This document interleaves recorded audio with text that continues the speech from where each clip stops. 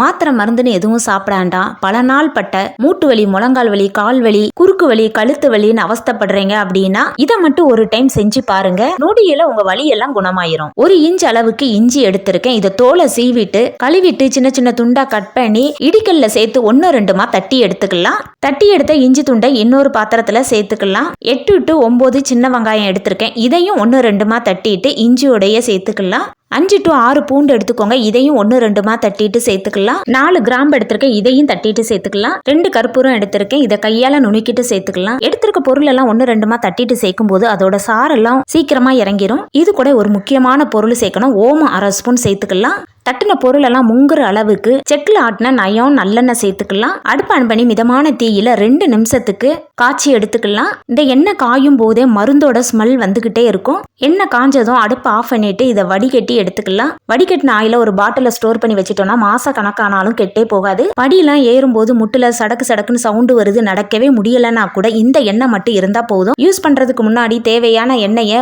ஒரு குழிக்கரண்டியில கொஞ்சமா சேர்த்துட்டு மிதமான தீயில கை சூடுதாங்கிற அளவுக்கு சூடு பண்ணி எடுத்துக்கோங்க. எந்த இடத்துல வலி அதிகமா இருக்குதோ அந்த இடத்துல ஒரு 10 நிமிஷத்துக்கு இதை மசாஜ் பண்ணி தேய்ச்சி விட்டீங்க அப்படின்னா உங்களோட பல நாள் பட்ட கால்வலி, மூட்டு வலி, முழங்கால் வலி, குறுக்கு வலி எதுவா இருந்தாலும் நிமிஷத்துல காணாம போயிரும். சேர்த்திருக்க பொருள் எல்லாமே வலியை குணப்படுத்தக்கூடிய சக்தி இதுல அதிகமாவே இருக்கு. நம்ம தாத்தா பாட்டி யூஸ் பண்ண வைத்தியம் தான் இது.